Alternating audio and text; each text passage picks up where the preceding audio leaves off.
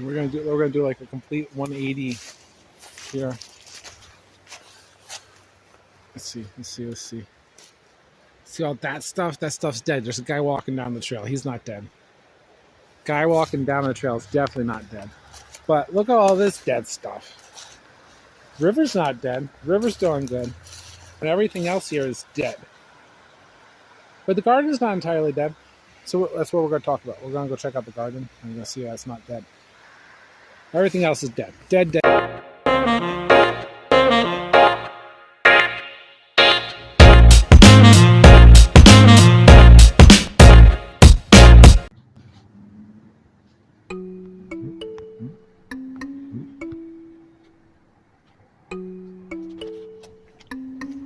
Okay.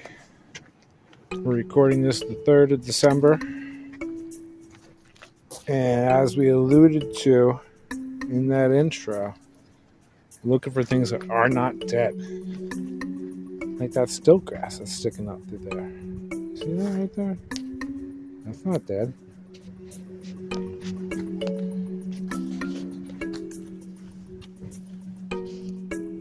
There's some like wild strawberries mixed in there.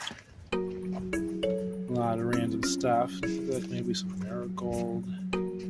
There's some more of that stilt grass. You gotta hate the stuff. I do. Look at that. Little dog rose. That stuff's not dead. I mean, there's not that much going on down here. But there's green. There's green. The mumps, they're not quite dead. Maybe dead-headed. Welcome to the garden. Let's see what's going on. Our 1,000 head kale. I am so proud of these babies. They are taller than the fence. Still producing. These warm days we've had like today. Look at that. It's all fresh growth over the past week or two. They're still growing beautifully. And they provide me with my lunch like every work day.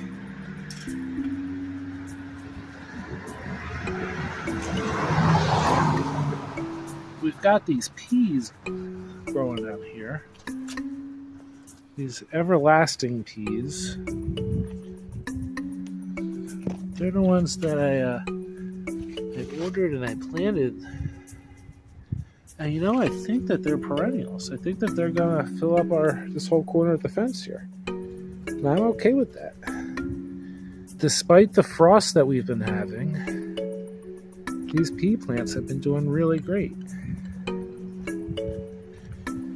And there's some Swiss chard left over down here. They flopped really heavy. But not completely dead yet. Another 1,000 head kale. Two of them grown really close. And then our rosemary. Decent shot on that. Look at these meristemic bits up here. Yeah, she's doing good. And back here, passion flower plant. Don't want it to rot away.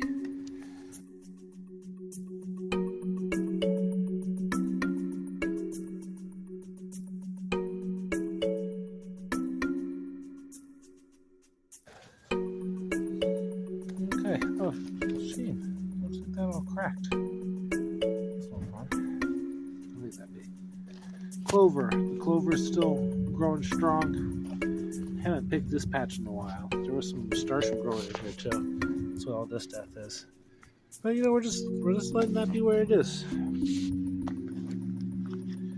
Our red kale that we planted out here late in the season, like everything else, they kind of flopped.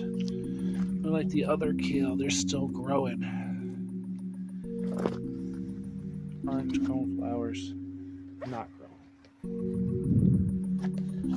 We're going to jump to the other side really quick. Some daylilies, shooting some greens in the corner, and our brassicas. These guys were supposed to give me Romanesco cauliflowers, and they were supposed to give me Brussels sprouts, but they just gave me leaves. good, nutritious, delicious leaves. But like this here red Russian kale in the back, that's all I got. Good for making coleslaws. Here's the red Russian kale corner. These babies are still growing, still treating me right. Don't get me wrong, when temperatures are really low outside, they flop hard. And the very corner, our kitchen sage, our little sad flower broke. When it's colder out here, it's iconic for what's going on. Okay. Looking for things that are still alive. I just love how we got the clover to cover the ground all over the place around here. Hopefully this here will fill in with clover too. Let's see this maypop. See how she does with the winter.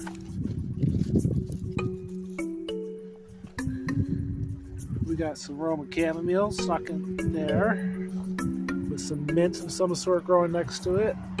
This is the agastache. And the other side is a different agastache. I'm not sure if I'm supposed to prune this back. Probably should prune back to death. And then our whole patch of chamomile doing great. And our sad roses. Should probably pack some straw or something around the base of the roses there too. What do you think? You know? Let me know in the comments. Now here you can see there's a lot of growth in this lemon balm still. I mean, I can rake my fingers through and get the dead stuff out of the way. A lot of growth there still. I'm not picking it anymore. Days like today make me feel like I should. And then that distinct line in the sand move into the clover over here, which I'm still questioning if I'm going to replace the clover next year.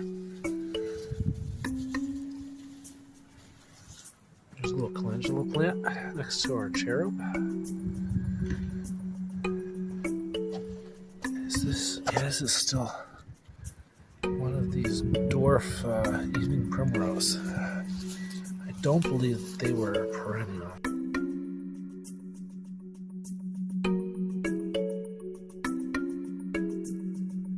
All my tall actual weeds back here. What is this stuff? I don't know what this stuff is, but I don't want it in my garden.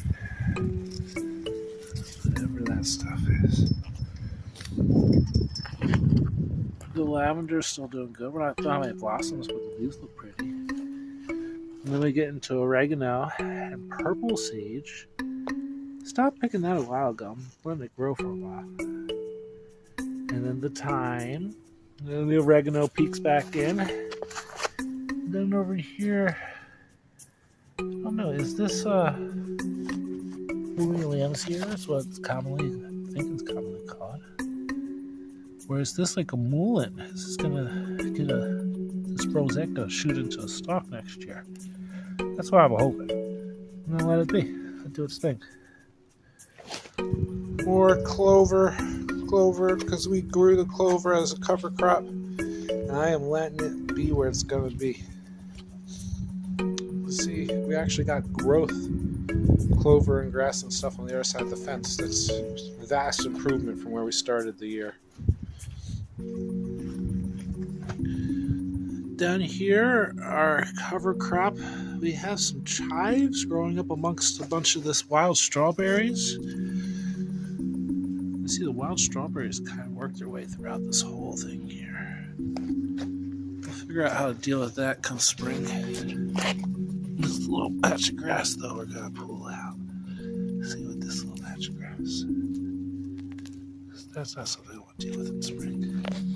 I haven't been weeding out here because it's been freezing. These are yarrow leaves. Now the stalks are all dead. We've got this nice growth down here though. Probably prune that down. And over here, we got the developing echinacea. some random stuff growing up around it. That's not echinacea. Haskap bush. More of these peas. They're decorating everything.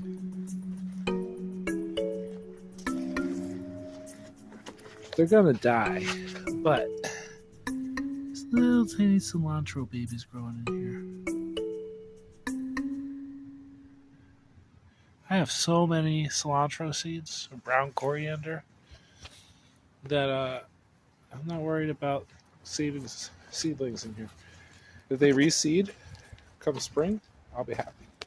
Planted a bunch of rainbow beets over here. The girls are loving eating raw beets. So every once in a while I pluck one up and slice it up thin like chips. Look, there's some plantain growing right there. And some tall grass. Somewhere over there were some florets from the green twister echinacea. I hope that grows up nicely next year. Underneath the red leaves, we got our strawberry patch.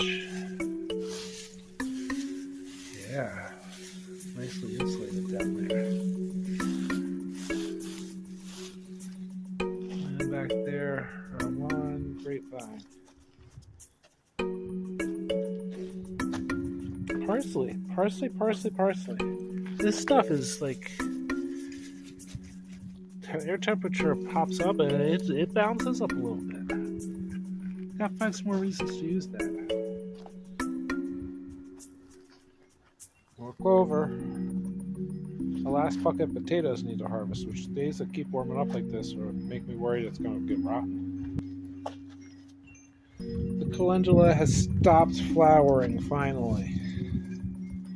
I think it was that aforementioned morning at 19 degrees that kind of was the turning point. There's so much calendula seed that I let drop in here. A little piece of trash. This is going to forever be our calendula spot.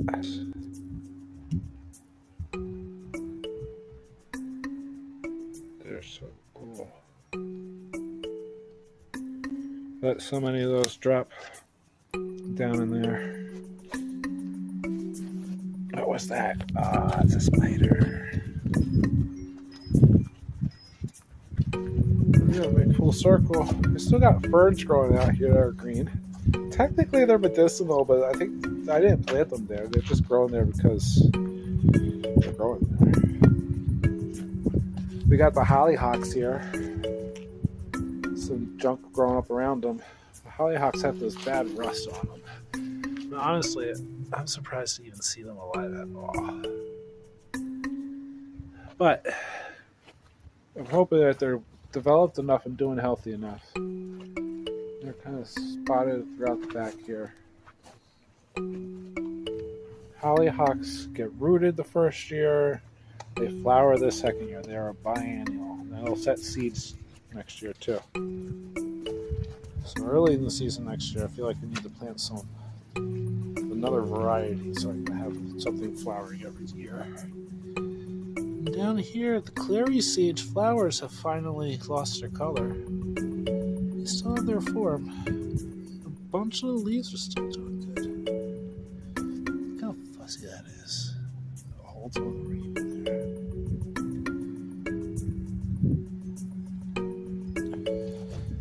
The mugwort still has little tinges of color. Most of that's dead. Oh, a little sweet mint. Now, I noticed in here after the fact, there's a distinct difference between this.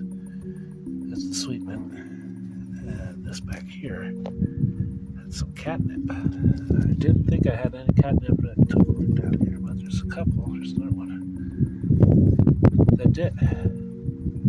So we'll see if they actually grow. I have some growing inside too. And inside's another story. Inside's a totally different thing altogether. But that's the garden tour for December. For now, I'm walking backwards. There you go. God bless you. God bless your garden. Oh, who's this?